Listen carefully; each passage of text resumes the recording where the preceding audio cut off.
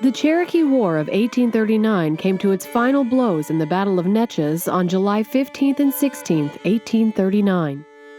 This would be the last fight of the Cherokee War and a direct response to the Indian expulsion from Texas.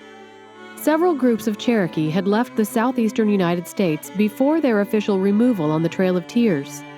By the early 1800s, Cherokee settlements began appearing in the Republic of Texas as their initial settlements in Arkansas expanded.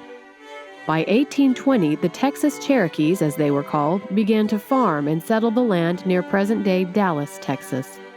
Their leader was a Cherokee chief named Duwali, or Chief Bowles. The Texas Cherokees lived near other tribes in the area, including the Shawnee and Delaware. A key figure in Texas independence, Sam Houston proved to be an ally to the Texas Cherokees. When he was young, Houston befriended Cherokees and lived amongst them for several years, resulting in lifelong sympathies to Cherokee causes. He served as president of the Republic of Texas from 1836 to 1838. A friend of Cherokees for years, Sam Houston wanted to maintain peace. However, war loomed heavy over Cherokees as Texas fought for its independence from Mexico during the Texas Revolution.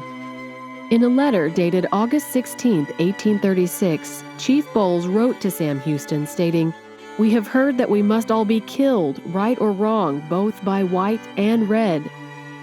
Sam Houston and Chief Bowles negotiated a treaty allowing Texas Cherokees to stay on their land in East Texas. However, by 1839, Sam Houston was unseated as president, and Mirabeau B. Lamar became the new president of the Republic. Lamar had no use for the Texas Cherokees or any tribe, and swiftly demanded their expulsion from Texas. Chief Bowles and the Texas Cherokees Treaty was no longer recognized by Lamar's administration. Assure them that under no circumstances can they be permitted to remain in the country longer than will be required to make the necessary preparations for their removal. That unless they consent at once to receive a fair compensation for their improvements and other property, and remove out of this country, nothing short of the entire destruction of all they possess and the extermination of their tribe will appease the indignation of white people against them.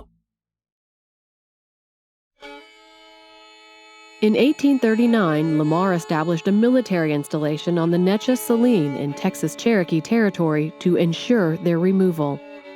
The Battle of Neches began on July 15, 1839, and lasted just 2 days. 500 Texas soldiers fought against 800 Indians, including Cherokees and allies from the Delaware, Shawnee, and Kickapoo tribes. On the second day, Chief Bowles fought gallantly to advance the Cherokee position, but was shot off his horse and killed in battle.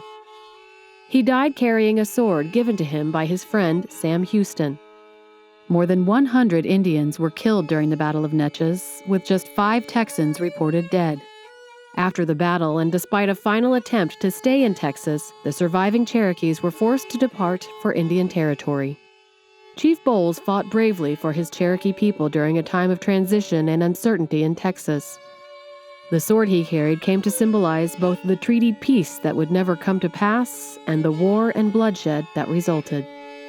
Today, the sword that accompanied Chief Bowles into battle rests at the Masonic Lodge in Tahlequah, Oklahoma.